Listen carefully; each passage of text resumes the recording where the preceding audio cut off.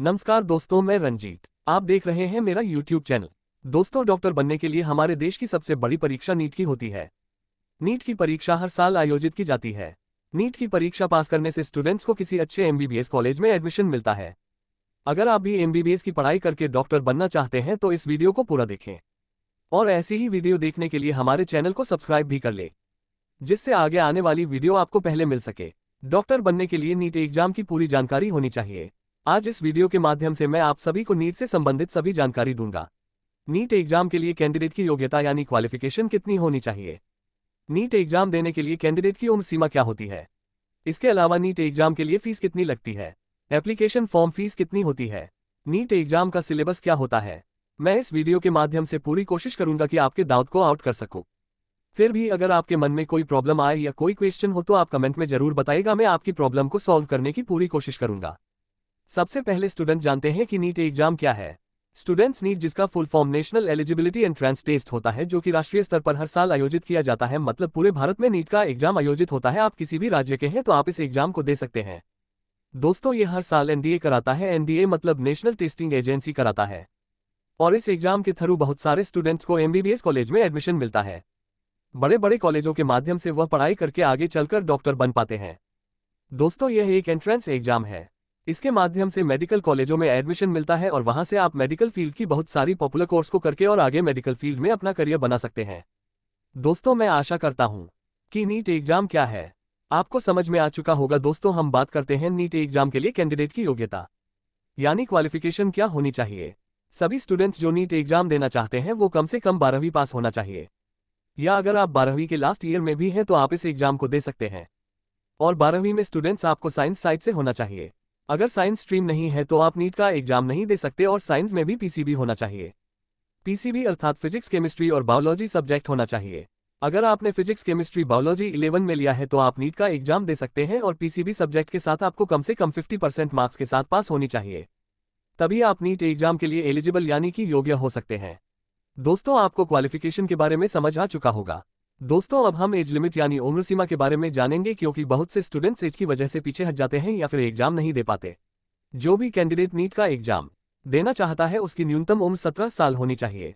अगर आप कम से कम 17 साल के हैं तो आप इस एग्जाम में बैठ सकते हैं। और अधिकतम उम्र 25 साल होनी चाहिए, मतलब 17 साल से 25 साल के बीच के स्टूडेंट्स नीट का एग्जाम दे सकते हैं। आपको टोटल 8 साल का समय मिल रहा है और 8 साल में आप जितनी बार चाहें उतनी बार नीट का एग्जाम दे सकते हैं।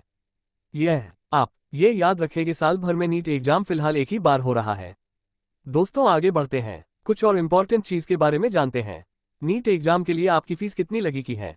एग्जाम फीस स्टूडेंट्स की अलग अलग कैटेगरी पर निर्भर करती है। अगर आप जनरल कैटेगरी के स्टूडेंट्स हैं तो आपकी फीस 1700 रुपये होगी। अगर आप जनरल OBC कैटेगरी के स्टूडेंट्स हैं तो आपकी फीस 1600 रुपये लगेगी। अगर आप SC ST PWD है तो आपकी फीस लगेगी 1000 रुपये लगेगी। दोस्तों, यह आप याद रखेंगे कि हर साल नीट का एप्लीकेशन फॉर्म दिसंबर से फरवरी महीने के बीच में निकलता है, तो आप इसकी ऑफिशियल वेबसाइट पर बार बार विजिट करते रहें ताकि एप्लीकेशन फॉर्म से रिलेटेड कोई भी डाउट आपको ना हो और इस साल आप नीट की परीक्षा में अच्छे से बैठ पाए। दोस्तों, अब हम नीट एग्जाम पैटर्न और सिलेबस के बारे में बात करते हैं। तो जो नीट का एग्जाम है उसमें 3 सब्जेक्ट से क्वेश्चन पूछे जाते हैं, फिजिक्स, केमिस्ट्री और बायोलॉजी में 2 सेक्शन बॉटनी, जूलॉजी से भी क्वेश्चंस रहते हैं। दोस्तों, आप यहां पॉइंट याद रखिएगा कि तीनों सब्जेक्ट से जो क्वेश्चंस पूछे जाते हैं, जो कि मल्टीपल चॉइस टाइप के क्वेश्चन होते हैं और पेन पेपर आधारित पेपर होता है।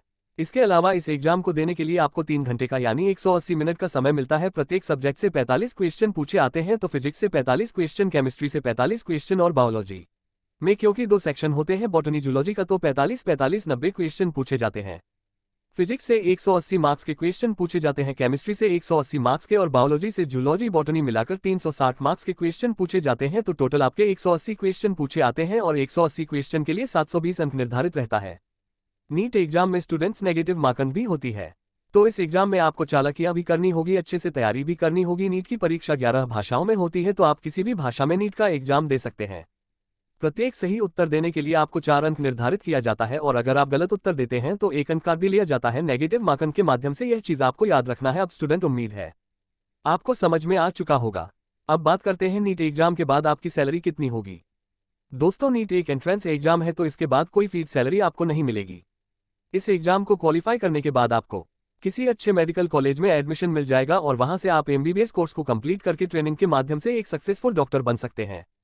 पर बताने की कोई आवश्यकता नहीं है, क्योंकि डॉक्टर्स की सैलरी उनके ऊपर निर्भर करती है कि वह कितना कमाना चाहते हैं। बहुत ज्यादा भी कमा सकते हैं, और अगर वो डॉक्टर्स पैसे से उतना प्रेम नहीं रखते तो वो एवरेज भी कमा सकते हैं। इस पॉइंट को आप याद रखेंगे। आई होप दोस्तों नीट के बारे में आपको पूरी जानकारी अच्छी लगी होगी। दोस्तों अगर आपको यह वीडियो अच्छी लगी तो ऐसी वीडियो को देखने के लिए हमारे चैनल को सब्सक्राइब करें और वीडियो को लाइक करें।